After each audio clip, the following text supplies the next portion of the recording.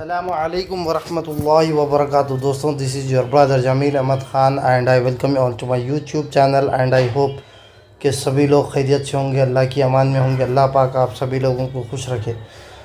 दोस्तों, आज है संडे का दिन और हम लोग, जैसा कि आपको मालूम ही है कि every Sunday we do a detailed analysis video wherein we discuss about the highlights and the lowlights of stock market.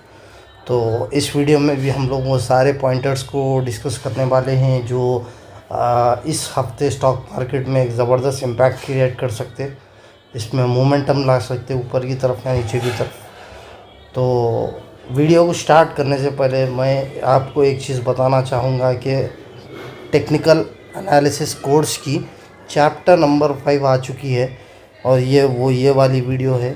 So please आप लोग जैसा चाह रहे थे टेक्निकल एनालिसिस कोर्स, उसके ऊपर मैं जो है रमज़ान का महीना चल रहा, तो मैं जो है टाइम नहीं है मेरे पास, तो भी मैं कोशिश कर रहा हूँ, निकाल रहा हूँ आपके वास्ते। तो प्लीज़ उसको जो है देखें, सीखें और शेयर करें जितने भी लोग सीख रहे हैं उन लोगों के साथ जो सीखना चाह रहे हैं ये बिज़नेस को। ठीक है, तो let us begin our video without wasting any time. तो दोस्तों, शुरुआत करते हैं। पिछला हफ़्ता क्या हुआ था? पिछला हफ़्ता जो है तकरीबन एक से 2% उछाल हमको पिछले हफ्ते देखने को मिला। अगर अपन 5 डेज़ देखेंगे तो 2.25% उछाल हमको देखने को मिला। ये एक जो है शॉर्ट सेलर्स की तरफ से प्रॉफिट बुकिंग भी हो सकती, या बायर्स को ट्रैप में लेने के वास्ते मार्केट थोड़ा ऊपर को जा रही, कुछ भी हो सकता, बोल नहीं सकते। तो लगभग 2.25% और अगर पॉइंट्स की बात करेंगे तो तकरीबन 400% मार्केट उठा पिछले हफ्ते। ठीक है, और इसके चलते लोग ये बोल रहे थे कि क्या बाईबैक आ गया, क्या बॉटम बन के अब रिवर्सल आने वाला है क्या। तो वो सारी चीज़ें अपन टेक्निकल एनालिसिस की वीडियो में देखेंगे, टेक्निकल एनालिसिस के पार्ट में देखेंगे। मैं अपना पॉइंट ऑफ व्यू भी वहाँ पर रखूँगा। बहरहाल, अगर आप कल की बात करेंगे, कल कैसा हो सकता मार्केट, तो उसके लिए अपन थोड़ा ग्लोबल इंडाइसेस को देखेंगे। तो अगर ग्लोबल इंडाइसेस को देखेंगे तो फ्लैट टू पॉजिटिव है तकरीबन। गिफ्ट निफ्टी तो अभी पता नहीं ये क्यों नहीं बता रहा, लेकिन डाउ फ्यूचर्स, नैस्डैक, डाउ एंड एसएमपी जो है फ्लैट टू पॉजिटिव चल रहे। और अगर निक्की, हैंसैंग और लंदन की मार्केट अगर देखें तो फ्लैट टू नेगेटिव है। खाली डैक्स ये मार्केट जो है, और डैक्स और कनाडा की मार्केट जो है तकरीबन 1%, लगभग 1% के डाउन इस पे है। तो यहाँ पर थोड़ा बहुत मिक्स्ड अप्रोच मुझे यहाँ पर दिख रहा है। क्यों? वो तो कुछ मार्केट्स पॉजिटिव में है, कुछ मार्केट्स नेगेटिव में है। और अगर अपन एडीआर्स की बात करेंगे तो ये एडीआर्स भी जो है ना तकरीबन कुछ फ्लैट टू नेगेटिव है, कुछ फ्लैट टू पॉजिटिव है। एचडीएफसी का तो फ्लैट चल रहा और डॉक्टर रेड्डीज लैब तो फ्लैट टू नेगेटिव है। तो रुझान फ्लैट टू नेगेटिव, यानी कि फ्लैट या नेगेटिव या फ्लैट या पॉजिटिव, ज़्यादा बड़ी उछाल 1% 2% की मैं यहाँ पर ऊपर, ना तो ऊपर की साइड ना तो नीचे की साइड एक्सपेक्ट कर रहा हूँ। लेकिन यहाँ तो अब वक्त ही बताएगा कि मार्केट का गैप अप खुलेगी, गैप डाउन खुलेगी, कैसा बंद होगी, क्या है, देखते हैं। तो दोस्तों, सबसे पहली खबर जो इम्पॉर्टेंट है और स्टॉक मार्केट को जो है इम्पैक्ट डाल सकती है वो है सीपीआई का डेटा। सीपीआई क्या है? ये कंज्यूमर प्राइस इंडेक्स। ये एक किस्म की इन्फ्लेशन का डेटा होता है, ये जो मार्केट में जो महंगाई चल रही उसको बयान करता है। तो वो कब आने वाला है? 12 मार्च को आने वाला है। 12 मार्च को रिलीज़ होने वाला है इंडिया का सीपीआई का डेटा। और उसके ठीक में भी कुछ देर बाद यूएस का सीपीआई का डेटा भी रिलीज़ हो जाएगा। तो 12 मार्च जो है बहुत इम्पॉर्टेंट डेट है, जहां पर स्टॉक मार्केट में एक ज़बरदस्त हलचल हो सकती है उस दिन। अगर आप देखेंगे पिछले साल से जो सीपीआई का डेटा है कम हुआ या ज़्यादा हुआ, एक्चुअल अभी अभी का जो सीपीआई का डेटा है वो 4.31% है और पिछले साल के एतबार से घट रहा है। अगर आप देखेंगे तो अक्टूबर 14 को ये 5.49 था, उसके बाद नवंबर 12 को, नवंबर दिसंबर में 6, 5.4, 5.2, 4.3। अब फोरकास्ट में ये बताया जा रहा है कि 4 हो सकता, 4 भी हो गया तो ये बहुत अच्छी बात है इंडियन इकनॉमी के लिए। देखेंगे, वक्त बताएगा कि अगर ये सीपीआई का डेटा कम आता है, यानी कि सीपीआई का डेटा कम आया तो यानी कि इन्फ्लेशन कम हो रहा। इन्फ्लेशन का मतलब महंगाई कम हो रही, महंगाई कम हुई बोल तो कंज्यूमर पावर बढ़ जाता, कंज्यूमर पोटेंशियल बढ़ जाता। कंज्यूमर पोटेंशियल बढ़ने की वजह से हाई लिक्विडिटी रहती, हाई लिक्विडिटी आने की वजह से स्टॉक मार्केट में जो है एक किस्म का उछाल हमको देखने को मिल सकता है। तो ये 12 मार्च की जो डेट है वो बहुत इम्पोर्टेंट डेट होने वाली है इंडियन स्टॉक मार्केट के वास्ते। दोस्तों, अगली ख़बर जो है वो है यूएस की एफओएमसी यानी कि फेडरल ओपन मार्केट कमेटी की मीटिंग होने वाली है। कब होने वाली है अगर आप देखेंगे तो मार्च में 18-19 के आसपास, मार्च की 18 तारीख से 19 तारीख के आसपास ये मीटिंग होगी, जिसमें रेट कट और रेट कट के बारे में जो है डिटेल से डिस्कशन होगी। पिछले जो हमारे जो एफओएमसी के जो चेयरमैन हैं पॉवेल ने तो पॉवेल की और ट्रंप की नहीं जमती, तो पॉवेल इससे पहले तो रेट कट नहीं करे थे। अब पता नहीं इस बार करते नहीं करते नहीं मालूम। अगर रेट कट होता है तो ये स्टॉक मार्केट के लिए पॉजिटिव होगा, अगर रेट कट नहीं होता है तो ये स्टॉक मार्केट के लिए नेगेटिव हो सकता है। और ये इस मीटिंग के बाद यानी कि एफओएमसी की मीटिंग के बाद एमपीसी की मॉनेटरी पॉलिसी की मीटिंग होगी हमारे इंडिया में, जिसमें repo rate, reverse repo rate को डिस्कस किया जाएगा और बैंकिंग सेक्टर के, फाइनेंशियल सर्विस के सारे जो रेट्स वगैरह होते हैं उसको डिस्कस किया जाएगा उसमें। तो ये बहुत बहुत अहम मीटिंग होने वाली है 18-19 को, जहाँ पर स्टॉक मार्केट जो है अच्छा खासा हलचल कर सकता है ये मीटिंग की वजह से। ठीक है, अगर आपको फिर भी डिटेल में जानना है एफओएमसी क्या है, फेड की मीटिंग किसको बोलते, फेड की मीटिंग किसको बोलते, एफओएमसी क्या है, तो उसके ऊपर मैं डिटेल्ड वीडियो बनाया हूँ मेरे चैनल पर। जाके आप एफओएमसी करके मेरा नाम मारो, वो वीडियो आ जाएंगी। फेड की मीटिंग मारो, वो वीडियो आ जाएंगी, वो देखो, इंशाल्लाह ताला आपको समझ में आ जाएगा। दोस्तों, अगली ख़बर है सेबी की तरफ से। सेबी के जो नए चेयरमैन हैं वो एफएनओ फ्यूचर्स एंड ऑप्शंस, जो कि हमारे लिए तो हराम है बेसिकली, लेकिन ये इसकी न्यूज़ जानना बहुत इम्पोर्टेंट है। तो एफएनओ से रिलेटेड जो है 6 नए कानून ला रही है। 6 step framework to avoid Indians get rid of F and O addiction, यानी कि ये एक किस्म का जुआ बोल तो मैं तो, जो हमारे इंडियंस ये जुए में मुब्तला थे, तो ये एडिक्शन से बाहर निकालने के वास्ते 6 स्टेप का एक फ्रेमवर्क ला रही है। और उसमें पता नहीं मार्जिन कम करती, ज़्यादा करती, क्या है वो फ्रेमवर्क, अभी उसके ऊपर वो पॉइंटर्स अभी आए नहीं वापस, लेकिन बहुत जल्द आ जाएंगे, जिसकी वजह से जो है इंडियन स्टॉक मार्केट में एक अच्छा खासा ट्रेडर्स को इस सेगमेंट में नुकसान हो सकता है, स्पेशली फ्यूचर्स एंड ऑप्शंस के सेगमेंट में बहुत नुकसान हो सकता है।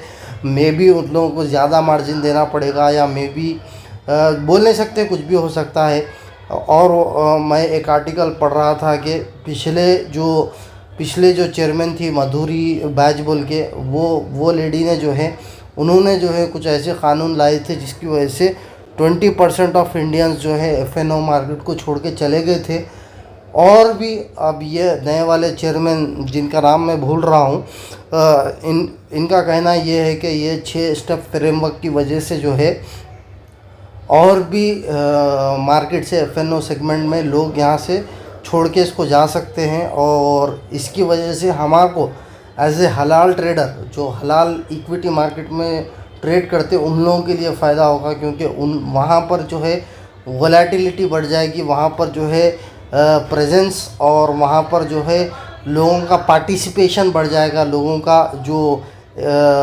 का जो इन्वॉल्वमेंट है उसमें बढ़ जाएगा। उसकी वजह से एक ज़बरदस्त उछाल, और सब लोग अगर कैश में काम करेंगे, मार्जिन कोई भी नहीं लेगा, सब में कैश में, सब लोग अगर कैश में काम करेंगे तो ये स्टॉक मार्केट के लिए लिटरली अच्छा होगा। कई को बोल तो कैश मार्केट की डिमांड बढ़ जाएगी, इसकी वैल्यू बढ़ जाएगी, और जो है हमको एज ए हलाल ट्रेडर ये फ़ायदा दे सकता है। दोस्तों, अगली ख़बर है यूएस से, और यूएस के जो प्रेसिडेंट है डोनाल्ड ट्रंप, जब से ये कुर्सी पर बैठे हैं तब से इन्होंने तमाम कंट्रीज़ के नाक में दम करके रखा हुआ है।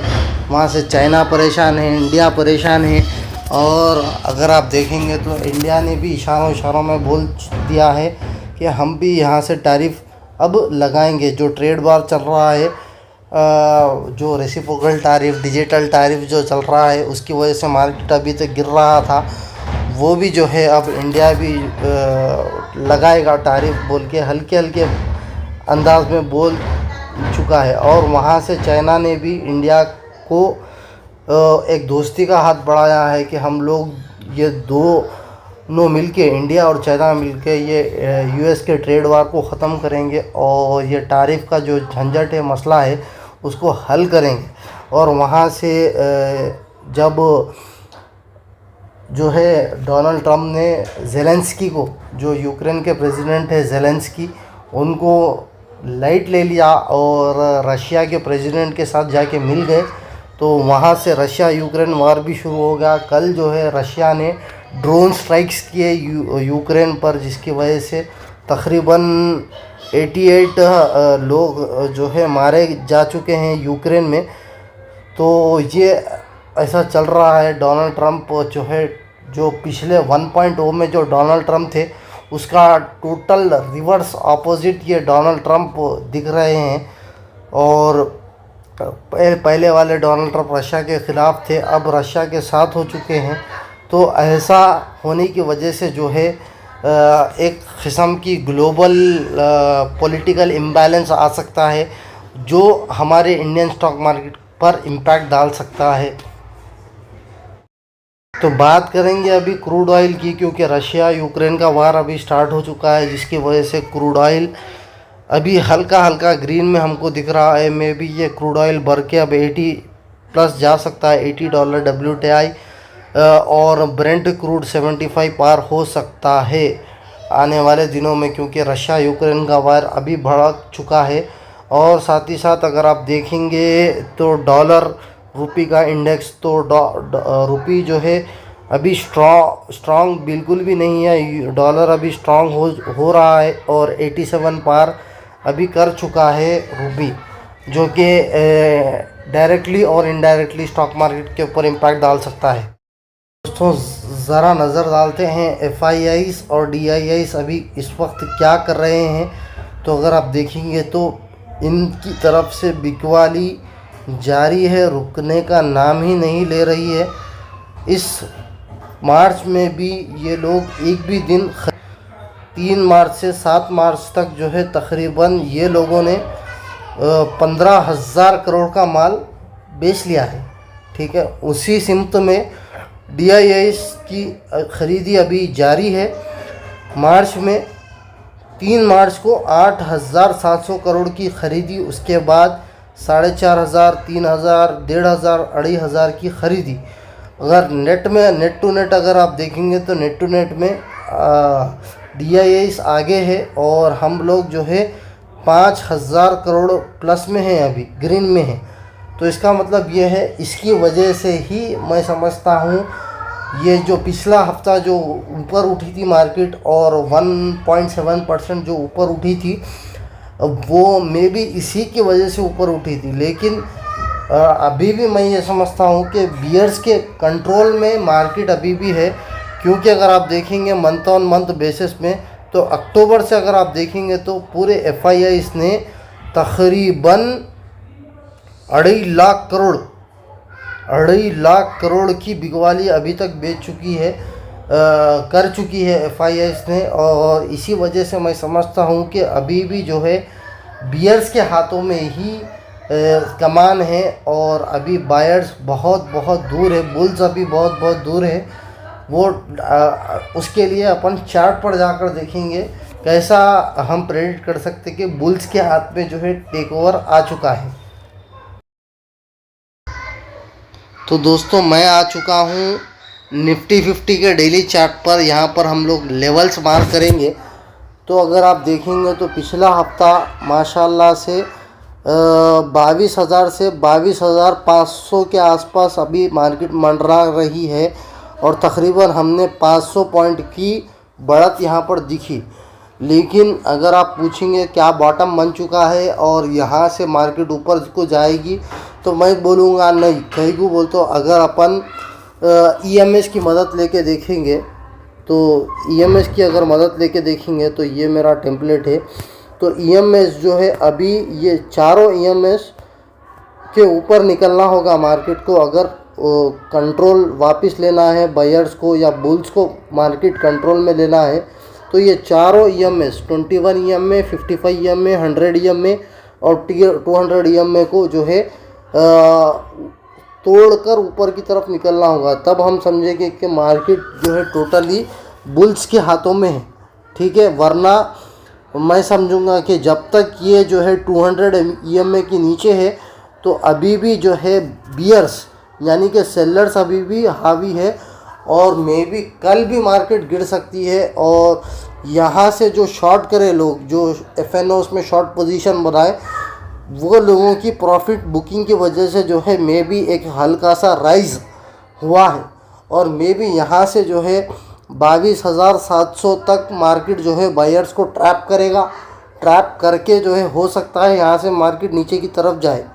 हो सकता है अगर ये 22,700 के लेवल को तोड़ेगा, तोड़ने के बाद जो है 21 EMA और 55 EMA को भी अब तोड़ेगा, तो हम समझेंगे कि एक छोटा सा जो है उछाल मार्केट में है और यहाँ पर 1-2% अपन बाई करके कमा सकते हैं।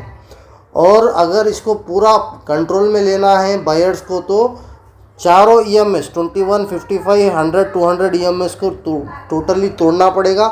तोड़कर ही हम तभी हम समझेंगे कि टोटल बायर्स पे कंट्रोल आ चुका है। और मैं ये मानूंगा कि लॉन्ग टर्म विज़न आप जो है ऊपर की तरफ ही है।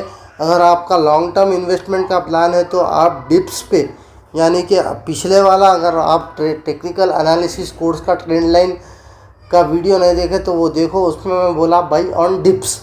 जब भी डिप करेगा मार्केट तो आपको थोड़ा थोड़ा माल इन्फ्यूज़ करना है इसमें। लॉन्ग टर्म इन्वेस्टमेंट मैं बोल रहा हूँ, long term 1 year 2 year 5 year plan जिसका भी है उन लोगों के लिए। शॉर्ट टर्म इन्वेस्टमेंट के लिए अभी थोड़ा वेट करें और जो है 1% 2% कमाने के लिए जो है थोड़ा हम देखेंगे मार्केट की चाल को, कल कैसा रिएक्ट करता है मार्केट।